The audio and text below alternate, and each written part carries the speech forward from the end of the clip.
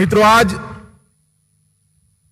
एक cooperative conference में आकर मुझे ऐसा लगता है कि मैं अपने घर के अंदर वापस आया हूं, क्योंकि बहुत कम आयु से मैं सहकारी आंदोलन का हिस्सा रहा और देश भर में जहां सहकारी आंदोलन सफल हुआ है, मजबूत है, परिणाम लाने वाला है, ऐसे कुछ बचे खुचे राज्यों में से हमारा कर्नाटक इसमें ए ग्रेड पर आता है। कर्नाटक का सहकारिता आंदोलन देश में सबसे पुराना माना जाता है।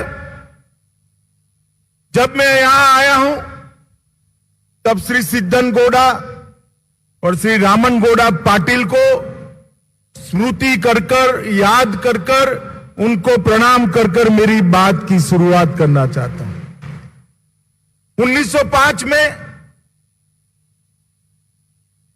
कर्नाटक के गडक जिले के एक गांव में कहा जाता है कि भारत की पहली सहकारी संस्था की स्थापना कर्नाटक में हुई थी और वहीं से शुरू हुआ यह आंदोलन। गांधी जी की प्रेरणा से, सरदार पटेल की प्रेरणा से अलग अलग समय पर डॉक्टर त्रिभुवनदास पटेल, महाराष्ट्र के गाडगिल जी, अनेक लोगों ने ये पौधे को सींचने का काम किया और आज ये पौधा एक वटवृक्ष बनकर पूरी दुनिया के सहकारिता आंदोलन के सामने गौरव के साथ खड़ा। This video is presented by ASM Super Speciality Hospital Gulbarga. आज 1905 से शुरू हुई यात्रा को पीछे मुड़कर देखते हैं तो 60,000 करोड़ के टर्नओवर वाली एक दूध की कोऑपरेटिव अमूल भी दिखाई पड़ती है। एक छोटी सी संस्था महिलाओं ने साथ में बनकर बनाई हुई लिज्जत पापड़ के ब्रांड से देश के 35 देशों में अपना एक्सपोर्ट कर रही। दुनिया के सबसे बड़े खाद बनाने वाले कारखानों में सुमार, इफको और क्रिप्को दोनों सहकारी संस्था है और अभी नंदिनी का लोगो हमने पारित किया। नंदिनी भी 17,000 करोड़ तक पहुंचने वाली कर्नाटक की प्रमुख सहकारी संस्था बनी। सहकारिता ने न केवल राष्ट्र में कृषि गतिविधियों को, ग्रामीण गतिविधियों, ग्रामीण विकास को मजबूत करने का काम किया है, इसके साथ साथ देश के अर्थतंत्र को गति देने का काम भी यही सहकारी आंदोलन ने किया है। देश के अर्थतंत्र को गति तो दिया ही दिया, साथ में पूरे मुनाफे को सम प्रकार से सबके बीच में बांटकर गरीब लोगों की आय की वृद्धि करने का काम भी यही सहकारिता आंदोलन ने किया है। मगर आज जब मैं यहां आया हूं तब एक और तो बहुत बड़ा पोटेंशियल कोऑपरेटिव मूवमेंट का आगे आने वाले दिनों में हम देख रहे हैं, बहुत बड़ा पोटेंशियल मैं देख रहा हूं, परंतु कुछ चुनौतियां भी। आज इस कॉन्फ्रेंस में जो सहकारिता के कार्यकर्ता आए हैं, अगर हमें चुनौतियों के साथ निपटते नहीं हैं तो आने वाले दिनों में अगली पीढ़ी को सहकारिता का आंदोलन हम नहीं दे पाए। मित्रों, ये वर्ष आजादी का अमृत महोत्सव का वर्ष। प्रधानमंत्री जी ने तय किया है कि आजादी के अमृत महोत्सव के वर्ष से लेकर आजादी के शताब्दी के वर्ष तक, 75वें वर्ष से लेकर 100वें वर्ष तक ये कालखंड को पूरा देश अमृत काल के रूप में मनाएगा और आजादी का अमृत वर्ष, अमृत महोत्सव का ये वर्ष संकल्प लेने का वर्ष है और शताब्दी तक इस संकल्प के सिद्धि का कालखंड है। सब क्षेत्रों में भारत की जनता ने कुछ संकल्प लेने पड़ेंगे। मैं आज यहां आया हूं तब कहना चाहता हूं, देश के सफल सहकारिता आंदोलन में से एक कर्नाटक का सहकारिता आंदोलन है। उस वक्त कर्नाटक के सहकारिता आंदोलन के सारे सहकारी कार्यकर्ताओं ने भी एक संकल्प लेना पड़ेगा कि 100 साल जब होंगे देश के, कर्नाटक के हर गांव में सहकारिता की भूमिका को हम बढ़ाएंगे, इसमें पारदर्शी बनाएंगे, इसको भरोसे लायक बनाएंगे और गरीबी उन्मूलन और कृषि विकास, ग्रामीण विकास के क्षेत्र में सहकारिता आंदोलन को अनिवार्य भी बनाएंगे। अगर हम ये तय करते हैं तो मित्रों, मैसूर सहकारी अधिनियम 1905 से ये शुरू हुआ आंदोलन, मुझे विश्वास है जब शताब्दी आएगी तब पूरे भारत में कर्नाटक के सहकारिता आंदोलन को सुवर्ण अक्षर से लिखा हुआ हम प्राप्त कर पाएंगे। मित्रों, सहकार से समृद्धि के सर्जन का विजन हमारे देश के प्रधानमंत्री नरेंद्र मोदी जी ने हमारे सामने रखा है। नरेंद्र मोदी जी ने कृषि की आय दोगुनी करने के लिए अनेक विध उपाय की। इसके अंदर एफपीओ भी है, पैक्स को मजबूत करना भी है, सहकारिता विभाग का गठन भी है, सहकारिता विभाग के साथ मछली पालन और दुग्ध उत्पादन को भी मजबूत करना है।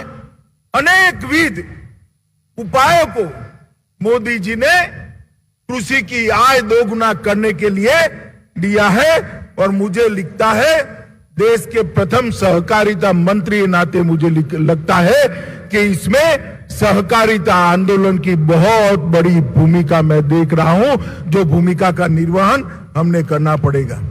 मित्रों, मैं आगे इसके बारे में बात करूंगा, परंतु आज कर्नाटक स्टेट सौहार्द फेडरेशन कोऑपरेटिव लिमिटेड का वर्चुअल उद्घाटन किया गया और ये सौहार्द कोऑपरेटिव आंदोलन सहकारिता में पारदर्शिता लाने के लिए शुरू किया गया एक आंदोलन है।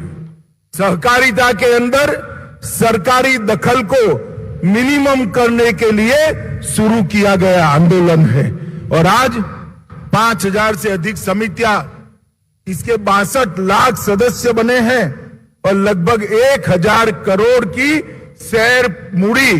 शेयर पूंजी सौहार्द के पास है। वो ही बताता है अगर हम विश्वसनीयता बढ़ाते हैं तो जनता सहकारिता आंदोलन का कितना समर्थन कर सकती है। नंदिनी क्षीरा समृद्धि सहकारी बैंक का लोगों का भी यहां शुभारंभ हुआ। बसवराज जी भाषण दे रहे थे, मैं ध्यान से सुन रहा था। बसवराज जी, शायद आपको मालूम नहीं है कि दूध मंडियों के लिए एक सेपरेट बैंक बनाने का काम पूरे देश में केवल और केवल कर्नाटक ने किया है। मेरा आपसे अनुरोध है कि मोदी जी ने दुग्ध उत्पादकों को क्रेडिट कार्ड देने का फैसला दिया है। अब नंदिनी क्षीरा समृद्धि सहकारी बैंक सभी दूध उत्पादकों को क्रेडिट कार्ड देकर पशुपालकों को अपने बिजनेस करने का एक मौका दे। योजना भारत सरकार की है, आप पायलट करिए, इसको आगे बढ़ाइए। सभी पशुपालकों को अपने पैर पर खड़ा करने के लिए, आत्मनिर्भर करने के लिए भारत सरकार की योजना को आप इस नंदिनी क्षीरा समृद्धि सहकारी बैंक से आगे बढ़ा सकते हैं। मित्रों, ढेर सारे इसके उद्देश्य करे गए हैं। डेयरी विकास और प्रोसेसिंग की गतिविधियों के लिए फाइनेंस करेगा, कम ब्याज पर फाइनेंस करेगा, बुनियादी ढांचे के लिए और वर्किंग कैपिटल दोनों के लिए लोन देगा और दूध उत्पादकों के समग्र विकास में भी सहायता करने का काम करेगा। मैं आज बहुत आनंद और हर्ष के साथ आपको शुभकामनाएं देना चाहता हूं कि ये अपने सफलता के चरम सीमा तक पहुंचे। मित्रों, देश के प्रधानमंत्री नरेंद्र मोदी जी ने आजादी के अमृत महोत्सव के वर्ष में एक निर्णय किया है, सहकारिता विभाग को अलग करने का। बहुत सालों से कोऑपरेटिव के क्षेत्र में काम करने वालों की मांग थी कि भारत सरकार में सहकारिता विभाग अलग होना चाहिए, कृषि विभाग का एक अंग नहीं होना चाहिए। मोदी जी ने सालों के बाद, 75 साल के बाद इस बात को स्वीकार कर सहकारिता आंदोलन को बहुत बड़ा समर्थन करने का काम किया है, जो सहकारिता विभाग अब एक्सक्लूसिवली कोऑपरेटिव की चिंता भारत सरकार में करेगा। और मेरे लिए बड़ा गर्व का विषय है कि देश का पहला सहकार मंत्री बनने का गौरव भी उन्होंने मुझे दिया है। मित्रों, 1958 से लेकर कई सारी समितियों की कोऑपरेटिव के लिए जो सिफारिशें थी वो पेंडिंग पड़ी रही थी, फाइलों पर धूल जम चुकी थी। हमने सारी धूल उखाड़ दी है। 6 महीने के अंदर सहकारिता क्षेत्र में आमूल चूर परिवर्तन के लिए भारत सरकार देश के सभी सहकारिता मंत्रियों का सम्मेलन बुलाने जा रही है। मित्रों, आज मैं जब यहां आया हूं तब सभी कोऑपरेटिव के मित्रों को कहना चाहता हूं, हमने भी सहकारी क्षेत्र के अंदर पारदर्शिता लानी पड़ेगी, हमारी विश्वसनीयता बढ़ानी पड़ेगी। हमारे क्षेत्र के अंदर जो करप्शन घुसपैठ कर चुका है इसको रोकना होगा। चुनाव में पारदर्शिता लानी पड़ेगी, भर्ती को पारदर्शी तरीके से रिक्रूटमेंट बनाने पड़ेंगे और परचेसिंग में भी आने वाले दिनों में भारत सरकार कोऑपरेटिव्स के लिए भी जेम का उपयोग मंजूर करने वाली है। जेम के माध्यम से जब कोऑपरेटिव परचेज करेंगे करप्शन 0 हो जाएगा। ऑनलाइन जो सबसे सस्ता बेचता है उसी के पास से खरीदी होगी। मगर ये सभी चीजें हमने एक सेल्फ डिसिप्लिन के नाते कोऑपरेटिव के अंदर लाना पड़ेगा। इस साल हमारी देश की वित्त मंत्री ने सहकारिता मंत्रालय के लिए 900 करोड़ से ज्यादा रुपए का बजट का घोषणा किया है। बहुत सारे इनकम टैक्स की रियायतें छोटी छोटी कोऑपरेटिव्स को, चीनी मिलों के लिए, कोऑपरेटिव चीनी मिलों के लिए लगभग 8,000 करोड़ का फायदा टैक्सेशन का इस बजट में मोदी जी ने घोषणा किया है। और मित्रों, इंटरनेट के इस युग में भारत सरकार ने यह भी निर्णय किया है कि हम देश की 63,000 पैक्स का संपूर्ण कंप्यूटराइजेशन करेंगे। PACS, district cooperative bank, state cooperative bank और नाबार्ड चारों कृषि ऋण के क्षेत्र में एक ही सॉफ्टवेयर के आधार पर चलेंगे और ये सॉफ्टवेयर भी भारत की सब भाषाओं में उपलब्ध कराएंगे। ये होने के बाद जो पैक्स लिक्विडेशन में गए हैं इसको रिवाइवल के लिए भी कुछ कानूनी सुधार सजेस्टिव रूप से हम राज्य सरकारों को भेजना चाहते हैं। 55 करोड़ रुपया एजुकेशन के लिए, कोऑपरेटिव एजुकेशन के लिए हमने दिया है और लगभग कोऑपरेटिव ऋण गारंटी के लिए भी एक कॉर्पस भारत सरकार बनाने जा रही है। नेशनल कोऑपरेटिव डेटाबेस आज भी नहीं है। नेशनल कोऑपरेटिव डेटाबेस के लिए भी भारत सरकार का सहकारिता मंत्रालय मोदी जी के नेतृत्व में काम कर रहा है। एक सहकारिता की यूनिवर्सिटी बनाने की दिशा में भी हम काफी आगे बढ़ चुके हैं और नई सहकारिता पॉलिसी भी हम 2023 के पहले देश के कोऑपरेटिव सेक्टर के सामने रखने वाले हैं। मैं इतना ही कहना चाहता हूं भाइयों बहनों कि मोदी जी ने एक अनुकूल माहौल बनाने के लिए ढेर सारी सुविधाएं की हैं। अब बारी हमारी है। जो कोऑपरेटिव क्षेत्र के कार्यकर्ता हैं, सहकारिता आंदोलन के कार्यकर्ता हैं, ये सब ने सहकारिता की विश्वसनीयता को बढ़ाने के लिए आगे बढ़ना पड़ेगा। मित्रों, ये जो परिषद है, ये परिषद अपने सभी उद्देश्यों में सफल हो ऐसी मैं शुभकामना कहता हूं। देश को भारत के सहकारिता विभाग ने 3 हिस्सों में बांटा है। डेवलप राज्य कोऑपरेटिव दृष्टि से, डेवलपिंग राज्य कोऑपरेटिव की दृष्टि से और अंडर डेवलप राज्य कोऑपरेटिव दृष्टि से। तीनों की अलग रणनीति बनाकर हम सहकारिता आंदोलन को देश के हर गांव तक पहुंचाने के लिए कटिबद्ध है। मुझे पूरा भरोसा है कि कर्नाटक का सहकारी आंदोलन, सहकारिता आंदोलन इसको चैलेंज के रूप में लेगा और कर्नाटक के हर गांव में ये पहुंचेगा। मित्रों, आज इस परिषद के अंदर जब मैं आया हूं तब एक और बात कहना चाहता हूं। कुछ पत्रकार मित्र, कुछ बड़े बड़े अर्थशास्त्री कोऑपरेटिव आंदोलन को आउटडेटेड आंदोलन कर मजाक उड़ाते। मैं आज आप सभी के सामने कुछ आंकड़े रखना चाहता हूं।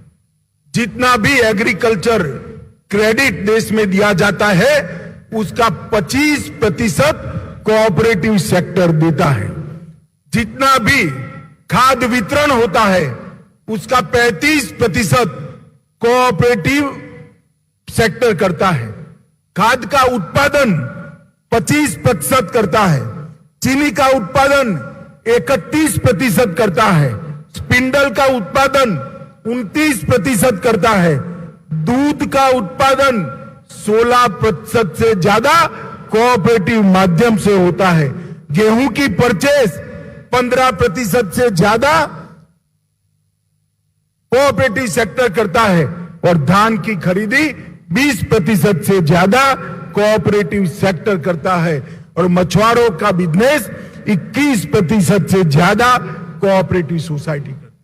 हम सब ने ये सभी क्षेत्रों में नए लक्ष्य तय करने चाहिए और ये नए लक्ष्यों को अचीव करने की रणनीति राज्य स्तर पर और देश के स्तर पर करनी चाहिए। बसवराज जी यहां पर बैठे हैं। बसवराज जी की सरकार ने भी बहुत अच्छे निर्णय कर्नाटक के लिए हैं और आपको उन्होंने बताया भी आने वाले दिनों में और मजबूती के साथ कर्नाटक का ये सहकारिता आंदोलन चलेगा, उसका मुझे विश्वास है। आज सच अर्थ में बहुत आनंद हो रहा है। इतनी बड़ी मात्रा में सहकारिता आंदोलन, इतनी बड़ी मात्रा में सहकारिता आंदोलन के सभी कार्यकर्ताओं को मिलने का मौका मुझे दिया, इसलिए मैं आप सभी का धन्यवाद करता हूं। और मिलने का मौका भी नव वर्ष उगाड़ी के मौके पर दिया, इसकी बहुत बहुत शुभकामनाएं देकर मेरी बात को समाप्त करता हूं। वंदे मातरम। भारत माता की जय। This video is sponsored by Knowledge Park, the Creative School.